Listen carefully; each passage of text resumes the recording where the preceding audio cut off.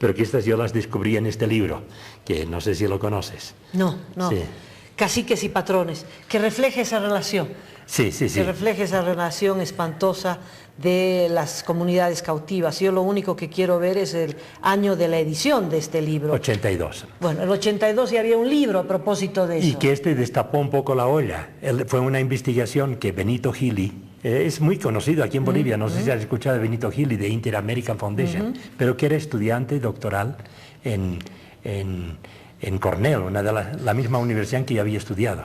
Y me lo trajeron a mí. Después se encontró con otro compañero mío, Claudio Po, etc., y decidió tomar este tema como un tema muy poco conocido, ¿no? Y entonces,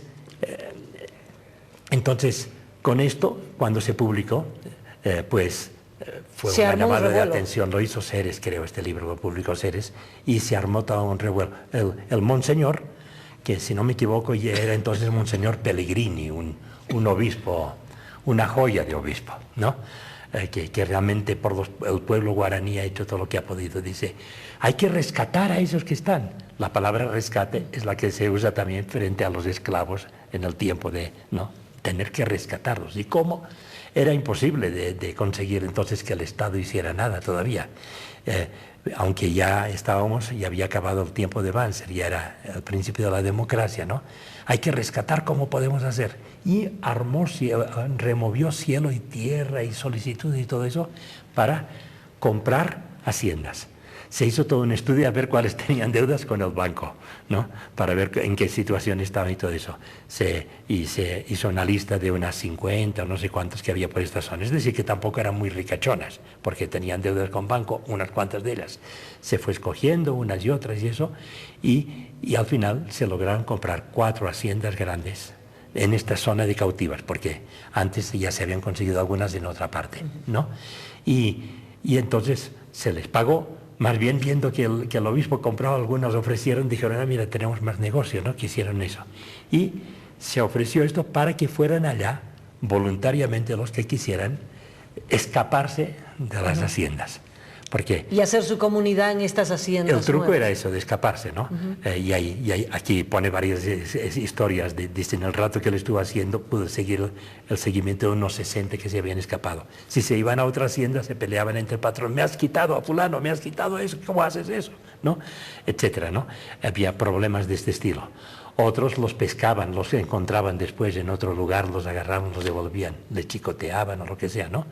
Entonces, entonces empezaron a escapar, pero claro, ya era una cosa tan masiva, diríamos, porque a estas 4 haciendas fueron a parar, no sé si son 160 de las... un detalle, cuando yo hacía el diagnóstico por la región de Huacarete y eso, la medida de riqueza de una hacienda se hacía por 2 criterios. Pucha, el patrón Guzmán, este sí que es un ricacho. Tiene 100 vientres y 20 cambas. Las hectáreas no importaban. Los vientres eran las vacas, y esto creo que ha sucedido todavía, el número de vacas que parían, ¿no? Y cambas eran... Ahora la nación camba, entonces los cambas eran los cambas de mierda, diríamos, ¿no? Eran los indios brutos, ¿no? En aquel tiempo, sí. Sí, lo que usted describe, Javier, es bien una hacienda esclavista, ¿no? Con relaciones de siglos pasados, de esas películas que hemos visto de esclavos. No son como las de las películas, no son del tipo de las películas de romanos ni de las películas de los negros de Estados Unidos. No son con grilletes. No son este estilo. Y por eso quizás algunos dicen, ¿cómo va a ser? Pero son esto que se llama esclavitud moderna, que lo reconocen Naciones Unidas, que lo usa con sus palabras. El otro día en un encuentro, en un programa que tuvimos con Herbol, un cura que está por allá, nos leyó un texto del Papa Juan Pablo II, en que asigna este tipo de dependencia permanente, forzosa, etcétera, formas modernas de esclavitud. Y después buscando en la encíclica... Ni tan modernas, ¿no? Porque esa dependencia, ese endeudamiento eterno, el que no exista salario, No, pero claro, son esclavitud en tiempos modernos. Eso es. Pero no es con grilletes, no es con un mercado, así como hay el mercado de vacas, tiene el mercado de esclavos, no es en este sentido, pero en el sentido de una dependencia forzosa. Definitivamente. Sí. Ahora, ¿por qué cree que el cardenal dudó de la existencia de esto, sabiendo que la Iglesia ha participado con tanto ahínco, ayudando, protegiendo a los guaraníes? Yo me sospecho, pero si me escucha el señor cardenal, sepa que solo sospecha porque no he hablado con él, no he podido hablar, ¿no? Pero yo me sospecho que son dos motivos, pero el principal es uno, ¿no? Primero, que la palabra esclavo tiene estas varias acepciones. Y entonces, claro, pensar en la acepción antigua, no. Pero el mismo cardenal, que a mí me invitaron a participar en discusiones del tema ese, cuando hicieron aquella carta tan bonita, que la decidieron obispos de las tierras bajas, esta carta precisamente, que se llama La Tierra, Madre Fecunda para Todos, ¿no? Entonces, allá usaron la palabra, formas enmascaradas no recuerdo, formas camufladas de esclavitud, algo así usaron, no recuerdo la frase.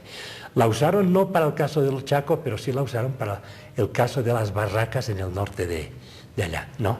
Entonces, en Pando. Este tipo de cuestión la conocían, y este uso de eso. Pero yo me sospecho que ahí... uno vive rodeado del otro ambiente. Monseñor por aquí, monseñor por acá, pero fíjense qué barbaridad, monseñor, que han dicho eso, monseñor, que no sé cuántos, monseñor, eminencia, que han dicho eso, ¿no? Entonces, yo me sospecho que contornos de esos que están por allá cerca son los que habían influido, están exagerando, mire que no pasa eso, que no hay eso, que no está, ¿no? Y quizás no se les ocurrió en aquel momento de consultar a los que hubieran podido consultar. Claro, también es muy distinto en una carta pastoral, en que todo está bien pensado desde el principio, discutido, que dura 6 meses de hacer, y en una homilía. En una homilía uno, pues, no digo que esté del todo improvisado, pero es el calor de hablar así, ¿no? Pero la palabra del cardenal ha tenido ese peso, ¿no? Ahora, quizás ha tenido una ventaja que ha puesto en la agenda pública. Antes de venir acá, me han llamado desde Australia, un programa de Australia que sabía, explíquenos qué es esto que está pasando ahí. Y es bueno que salga. Claro, entonces quizás sin ese... Gracias, cardenal, gracias, cardenal. Sí. Javier, muchas gracias por visitarnos. Sí. Y viceversa. Gracias por invitarme. No, sí, un gusto escucharlo, Javier. Los invitaremos más seguidos porque hay tantas páginas de este testimonio de vida que es tan lindo escucharlo. El riesgo a mí es que si me preguntan cosas no paro de hablar. Javier Albó, antropólogo y jesuita, entre otras cosas fundador del CIPCA. Muchas gracias. Muchas gracias.